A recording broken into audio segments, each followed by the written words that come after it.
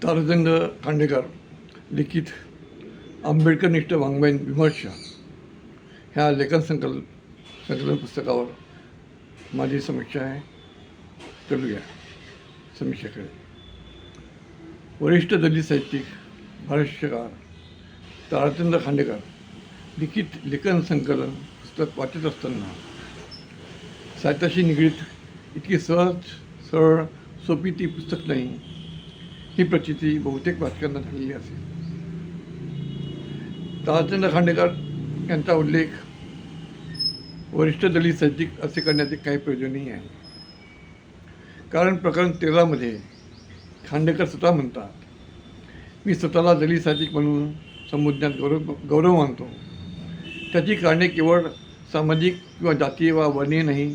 मला स्वतःला बौद्ध साहित्यिक म्हणता आले असते, परंतु त्याऐवजी मी दलित साहित्यिक समजणे जास्त संयुक्तिक समजतो. हे खांडेकर साहेबांचं म्हणणं आहे. तसे माझे खांडेकर यांच्यासोबत संबंध माझ्या कॉलेज जीवनापासून आहेत. कॉलेज जीवनापासून ते माझ्या परिचित आहेत. माझी बांधिलकी बुद्ध साहित्य संदर्भात असल्याने सदर लेखन संग्रह या पुस्तकाची समीक्षा करताना मला साहित्याच्या अंतर्गत जाणे भाग आहे. सदर पुस्तक हे लेखन संग्रह असल्याने सदर पुस्तकाला काही मर्यादा आहेत.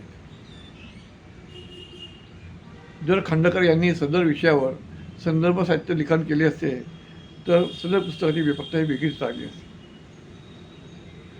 सदर पुस्तकाची समीक्षा करण्यापूर्वी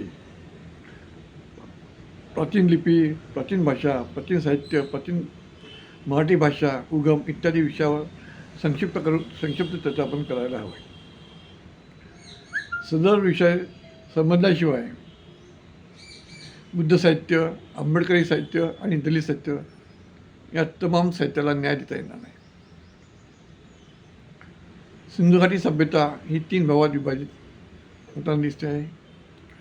पूर्व सिंधू घाटी सभ्यता ईसापूर्व 7500 ते 3300, सिंधू सभ्यता ईसापूर्व 3300 ते 2600, परिपक्व सभ्यता 2600 ते 1900 असा हा सिंधू घाटी सभ्यतेचा कालखंड आहे. आणि याशिवाय आपल्याला अन्य 3 कालखंडाचा विचार करावा लागणार आहे. पाषाण काल हा 3 भागात विभागात होतो. पुरापाषाण काल ईसापूर्व 25,000 ते 12,000, मध्यपाषाण काल 12,000 ते 10,000, नवपाषाण काल 10,000 ते 3,500. मग काश्ययुग येते, त्याचा कालखंड आहे ईसापूर्व 3,300 ते 1200. मग लोहयुग येतो, त्याचा कालखंड आहे ईसापूर्व 12,000 ते 550. हा जो कालखंड आहे, दोन्ही कालखंड आपल्याला समजणे खूप गरजेचे आहे.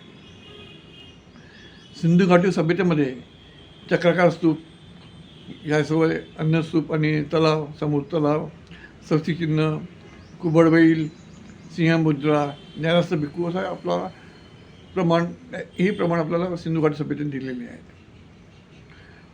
तिथे स्तूप असल्यामुळे पहिला बुद्ध तानंग बुद्ध याचा बोध हा आपला सहज होतो. परंतु जी सिंधू लिपी आपल्याला तिथे आढळून आली ती लिपी अजूनपर्यंत वाचल्या गेली नाही किंवा समजल्या गेली नाही.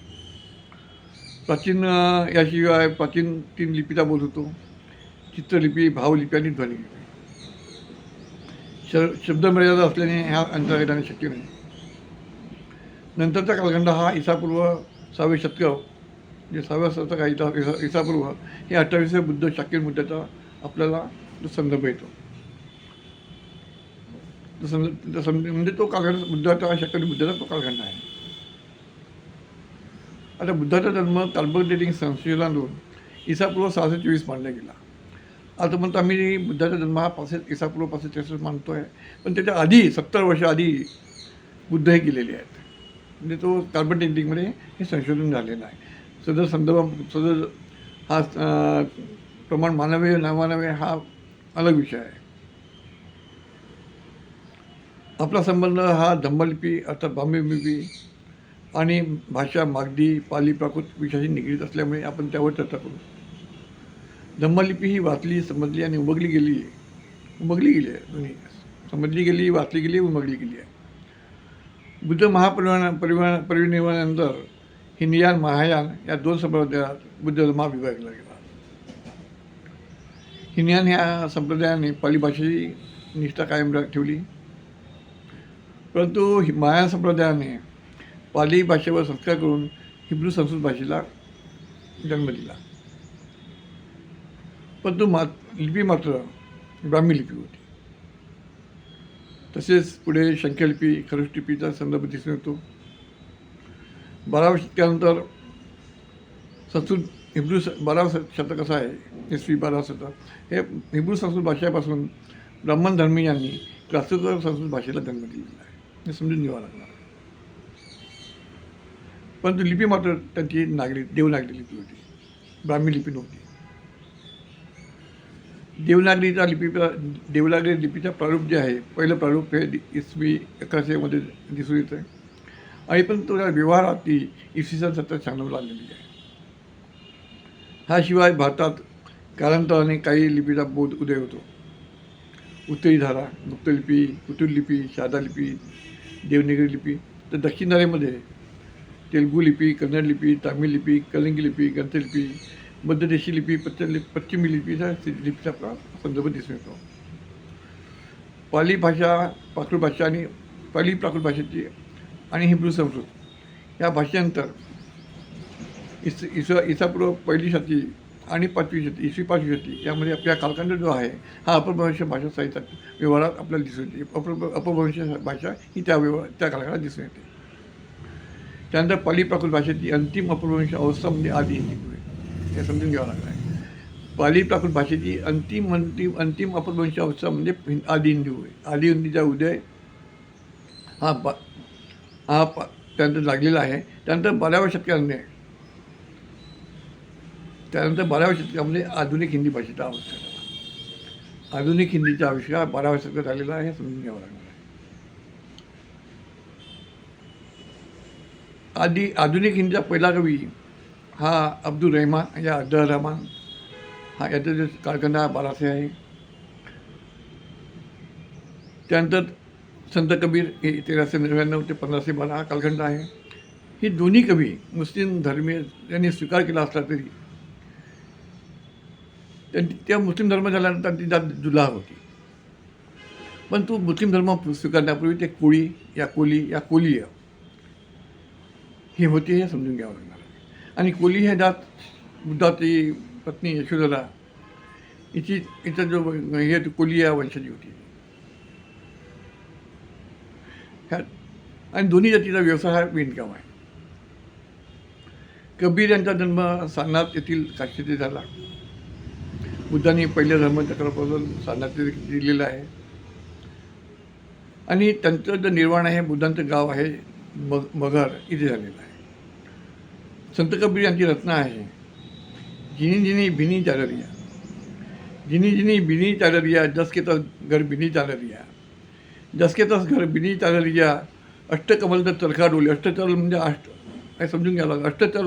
अष्टचक्र म्हणत आहेत बरं. अष्टकमल तर चरखा डोले, 5 तत्व बिनी चादरिया, 5 तत्व म्हणत आहेत. 5 तत्व बिनी चादरिया, पूरब दिशा ते उठी बदरिया आहे. पूरब दिशाला यांचं घर एरिया नाही आहे, कारण बुद्धाला पूर्व दिशा आहे, समजून घ्यावं. आणि बुद्धाचा जन्म कुठे आलेला? लुंबिनी झालेला. पूरब दिशा ते उठी बदरिया, अपना अपना मेल संभालो, करिए खेत निर्वाणी, करिए खेत निर्वाणी, करिए खेत निर्वाणी. कबीरांना समजून घ्यायला ती साहित्यदृष्टी हवी, कारण कबीर इतका सहज सोपा विषय नाही आहे. मराठी भाषेतील सन 705 सालचा पहिला शिलालेख आपल्याला पुणे जवळील तळेगाव धमनेरीचा आढळला आहे. 705 पुणे पहिला मराठी शिलालेख. दुसरा शिलालेख सन 2012चा रायगड जिल्ह्यातील दक्षिण येथे सापडला. तिसरा शिलालेख सन 1919 सालच्या सोलापूर जिल्ह्यातील 17 कुंडल येथे सापडलेला आहे. आणि चौथा शिलालेख कर्नाटक राज्यातील शरणबोड गोळ इथे सापडलेला आहे. तो 1939चा आहे. मराठी भाषेला अभिजात दर्जा मिळण्यासाठी 2000 वर्षाचा इतिहास आवश्यक होता. याशिवाय ती मूळ भाषा असायला पाहिजे. मराठी भाषा ही मूळ भाषा नाही आहे, त्याच्यामुळे मराठी भाषेला 2000 वर्षाचा इतिहास होता, ती मूळ भाषा नाही आहे. त्याच्यामुळे तो अभिजात दत्ताला ती पत्र होती नव्हती हा संशोधनाचा विषय आहे. परंतु अभिजात दत्ताला मिळण्यासाठी नाणेघाट शिलालेखात आधार बुद्ध वंशाच्या नाणेघाट शिलालेखाचा आधार घ्यावा लागणार आहे मराठी साहित्याला अभिजात दत्ताला मिळण्यासाठी. हा महत्त्वाचा प्रश्न आहे. शिवाजी महाराज छत्रपती शिवाजी महाराज यांच्या हिंदू स्वराज्यामध्ये आपल्याला मराठी शिलालेख दिसून येत नाही. क्लासिक संस्कृत भाषेचा शिलालेख आढळल्यामुळे आपल्याला ब्राह्मी अधिपत्याची जाणीव सहज होते. शब्दबंध नसल्यामुळे त्यावर जास्त चर्चा करता येणार नाही. इसापूर्व 3 शतकामध्ये बुद्ध धर्म हा हिंदी महायान संप्रदायात विभागला गेला. वज्रयान संप्रदायाने 5व्या शतकामध्ये वज्रयान संप्रदायाला महायान संप्रदायात जन्म दिला. 8व्या शतकामध्ये वज्रयानने तंत्रज्ञान संप्रदायात जन्म दिला आणि इसवी 850मध्ये शंकराचा व्यक्ती जन्म होतो. तो स्वतःला प्रचंड बुद्ध म्हणतो. आणि 10व्या शतकामध्ये वज्रयान आणि तंत्रज्ञान या संप्रदायाने शैवपंथ, वैष्णवपंथ आणि शाक्तपंथाला जन्म दिला. आणि शंकर या व्यक्तीने स्वतःला आधी शंकराचार्य घोषित करून महायान बुद्ध विहारावर अधिपत्य केलं आणि चार पिढी स्थापना केली. त्यानंतर 11व्या या 12व्या शतकामध्ये ब्राह्मी धर्म या वैदिक धर्माची स्थापना होते. म्हणजे याशिवाय मुघल आदी सम्राटाचे आगमन ही जी कारणे आहेत ही सर्व बुद्ध धर्म अवनतीची जी कारणे आहेत हे समजून घेणे महत्त्वाचं आहे. याशिवाय वेद, रामायण, महाभारत इत्यादी ग्रंथाची निर्मिती ही इसवी 11व्या 12व्या शतकात झालेली आहे. समजून घ्यावं लागणार, कारण हे सर्व कागदावर आहेत. कागदात शोध हा इसवी 10व्या शतकामध्ये चीनमध्ये लागलेला आहे. कागदात शोध 10व्या शतकात लागलेला आहे. आणि सदर लिखाण हे शिलालेख ताम्रपट या तळपटावर नाही आहे. बुद्ध लिखाण हे ताम्रपट, शिलालेख या तळपटावर आहे. मूर्तिकला आविष्कारसुद्धा बुद्ध संस्कृतीने केलेलं आहे. ते गांधारकला असो या मथुराकला असो, हा बुद्ध धर्माची देण आहे. बुद्ध कालखंड आणि बुद्ध प्रभाव कालखंड हा आपल्याला बुद्ध प्रभाव वैदिक धर्मात किंवा ब्राह्मण धर्माचं अस्तित्व आपल्याला दिसून येत नाही, प्रमाण दिसून येत नाही. बुद्ध कालखंडात बमन हा जे संज्ञा आहे, बमन ही संज्ञा समन, शमन, विद्वान या अर्थाने विद्यमान होती. ब्राह्मण संज्ञाचा अर्थ वेगळा आहे. ब्राह्मण्यवाद ही त्याची मानसिकता आहे. बुद्ध कालखंडात आणि बुद्ध प्रभा कालखंडात वंशव्यवस्था होती, जातीव्यवस्था नव्हती. जसे शाक्यवंश, कुलीयवंश, हर्यकवंश, मौर्यवंश, शुंगवंश इत्यादी. दुसरे असे की पाली भाषेमध्ये रू, श, क्ष, त्र, न आणि र ही अक्षरे नाहीत पाली भाषेमध्ये. सम्राट अशोक शिलालेख आपल्याला देवानं पियदसीनं दाजीनं असं खूप लंबे आपण आहे असा उल्लेख दिसून येतो. म्हणजे त्या ठिकाणी लाजा म्हणजे राजाला लाजा म्हटलं आहे, राजा नाही म्हटलं, लाजा हा आपल्याला संदर्भ समजून घ्यावा गरजेचं आहे. प्राचीन बुद्ध कालखंडात आचार्य अश्वघोष, आचार्य नागार्जुन, आचार्य आर्यसुरा, आचार्य कुमारलभ ही 4 महाश्रेय परिचित होती त्यावेळेस. आचार्य वसुमित्र यांचं अभिधम्म, प्रकरणपालीशास्त्र, धातुकंपालीशास्त्र, आचार्य कल्याणी पुत्र यांच्या दिव्यावधान, नागार्जुन यांचा मध्यमिका कालिका, आर्यदेव यांचं तत्वशिला, मैत्रीनाथ यांचा अभिनय सभय अलंकार, असंग यांचं महायान सूत्र अलंकार, दिग्नाग यांचा न्यायप्रवेश, धम्मकीर्ती यांचा न्यायबिंदू, शांतीदेव यांचा बोधावतार ही संदर्भ आपल्याला संदर्भ आपल्याला दिसून येतात. जातककथा, भिक्खुनीच्या कविता, मिलिंद प्रश्न, विशुद्धी मजलं, महायान शुद्धोत, सद्धरम बुद्धिक, ललित विस्तार, अट्टसहस्रिका, महावस्तू, लंकावता सूत्र, दशभूमीश्वर, नागानंदा, प्रत्युत्तर समुत्पाद, नयनान प्राप्ती इत्यादी प्रतिंगाचा संदर्भाला देता येईल.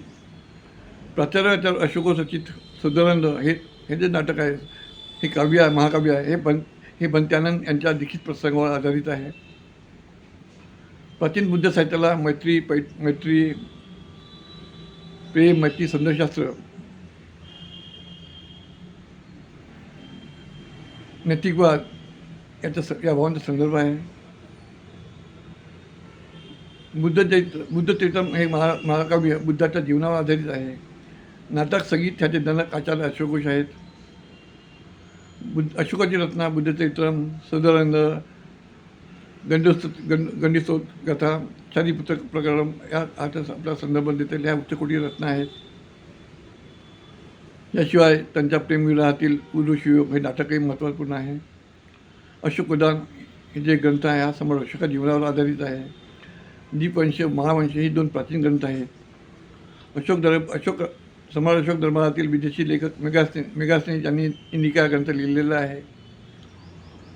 ह्या सर्व संदर्भ आपल्याला शासन व्यवस्थेचा तो बोध करून देतो. जेव्हा आम्ही मराठी सत्याकडे वळतो तेव्हा 12व्या शतकातील संत नामदेव महाराज, संत चोखाबाई, संत चोखामेळा, संत जनाबाई या अग्रवीण कविता उल्लेख हा महत्त्वाचा आहे. ती संत बुद्धाला शरण गेलेली आहे. परंतु ब्राह्मणी व्यवस्थेने ह्या संतांपेक्षा त्यांच्यापेक्षा वयाने लहान असलेल्या ब्राह्मण वर्गाच्या संत ज्ञानेश्वर महाराज याचा उदो केलेला दिसून येतो.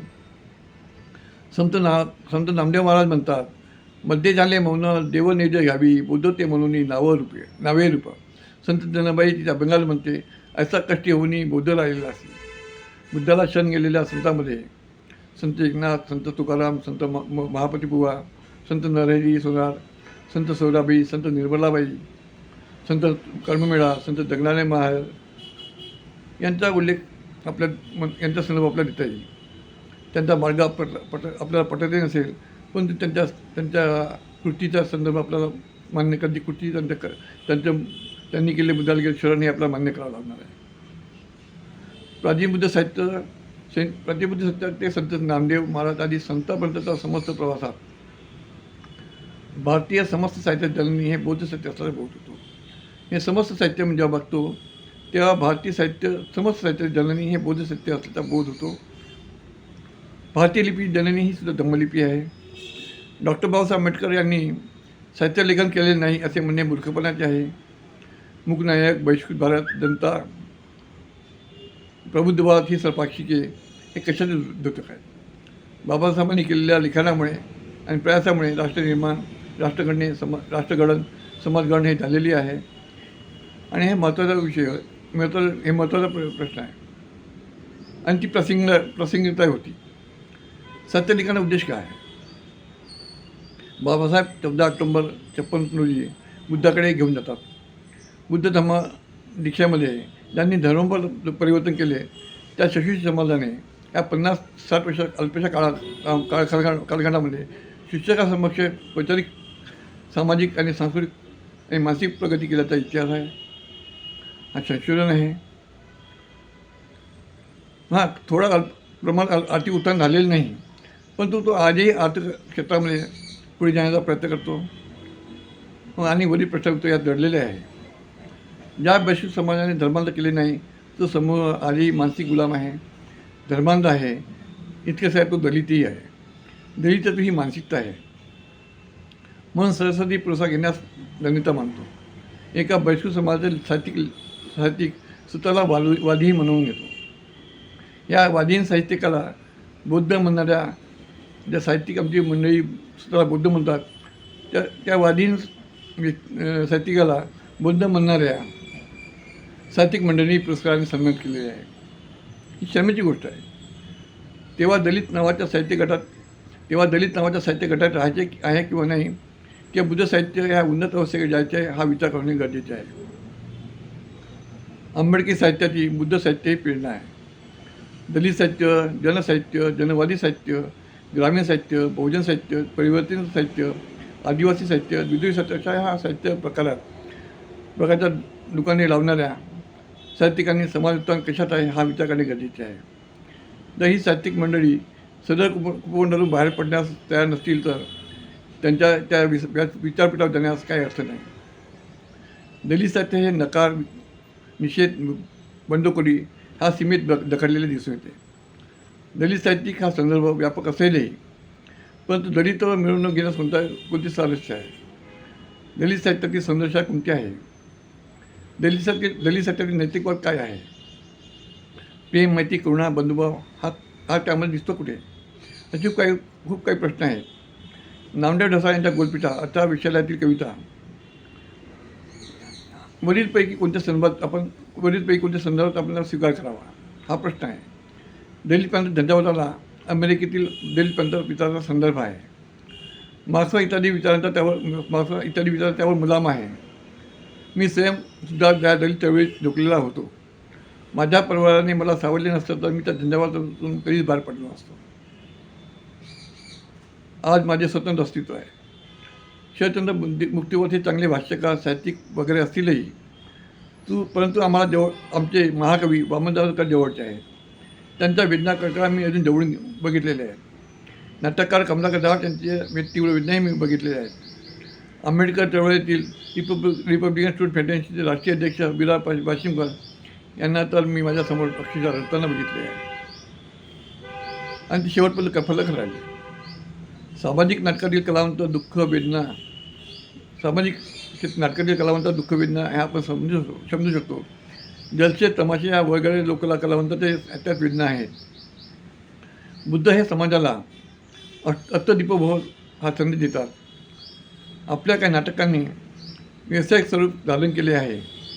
जसे प्रभाकर दुपारे लिखित यांचे द्वितीय महाराज आणि डॉक्टर आंबेडकर, सुनील रामटेके यांचे महासूर्य, हबा रंगारी यांचे समाजशोक, प्रेम उके यांचा अहिंसक अंगुलीमाळ, अमन कबीर लिखित संविधान, परदा सुरेश खोबराळे लिखित क्रांतिसूर्य, किरण गबरे लिखित तथागत, कबीरदा लिखित भीमा कोरेगाव, प्रभाकर दुपारे लिखित रमाई, वराडे लिखित रमाई, तसेच शिवाजी अंडरग्राउंड इन भीमनगर मोल्ला, संजय जीवने लिखित पेदागर इत्यादी नाटकात आपल्याला संदर्भ देता येईल, जी कमर्शियल नाटकं आहेत, व्यावसायिक नाटकं आहेत. ह्याशिवाय नवनवीन कलावंत घडत आहेत. रवी पाटील, सनत रामटेके, मिलिंद रामटेके, सुधीर पाटील ही जी मंडळी आहेत, ही मंडळी, मनीषा घोष, ही मंडळी चांगले कलावंत ही आपली सशक्त भूमिका बटवताना दिसत आहेत. काळाच्या ओघात आंबेडकरी वैदिक काळाच्या ओघात जे आहे हे आपल्याला परिवर्तन करणे गरजेचे आहे. बाबासाहेब आंबेडकरांनी वैदिक धर्माचे रूपांतर ब्राह्मण धर्माचे रूपांतर हिंदू धर्मात झाल्याचा संदर्भ दिलेला आहे. सदर परिवर्तनातून अल्पसंख्याक ब्राह्मण समूह हा बहुसंख्येने सत्ताधारी वर्ग झालेला आहे. आज बुद्ध साहित्य हे अल्पसंख्याक वर्गात बोलत आहे. आपल्याला बहुसंख्याक सत्ताधारी वर्ग व्हायचे असेल तर बुद्ध साहित्याचा स्वीकार करणे गरजेचे आहे. पुन्हाच आणि जे दुकानदार लागलेले आहेत, दुकानदाराला आपल्याला थांबवायचे आहे. पुन्हाच बुद्ध फुले शाहू आंबेडकर होणार नाहीत. तेव्हा ही जबाबदारी आपल्याला भोगायची आहे, आपल्या पिलाची आहे. साहित्यात जो भोगवाद आणि ते अनैतिकवाद आलेला आहे त्याचे मूळ कालिदास संस्कृत साहित्यामध्ये दिसून येते. परंतु कालिदासाचा जन्म आणि मृत्यू कधी हे अज्ञात आहे. अर्थात कालिदास हा काल्पनिक कवी होता काय हा प्रश्न आहे. ती स्थिती ब्राह्मण रचित वेद, उपनिषद, पुराण, रामायण, महाभारत इत्यादी ग्रंथाची आहे. मराठी भाषा साहित्यावर ब्राह्मणशाहीने आपले आधिपत्य गाजवले आहे. आपले साहित्य साहित्य विभक्तीकरण आहे हे ब्राह्मण वर्गाकरता सोन्याचे अंडे आहे. म्हणून आपल्याला जागे होणे गरजेचे आहे. आम्हाला आमच्या मराठी साहित्य हस्तगत करायचे आहे. चारचंद खांडेकर हे आमचे वरिष्ठ साहित्यिक आणि भाष्यकार असल्यामुळे त्यांच्यावर जबाबदारी जास्त आहे आणि त्यांच्याकडून आम्हाला अपेक्षा करणे काही गरज नाही. थांबतो, आपल्या इथेच थांबतो. जय भीम. नमोदाय.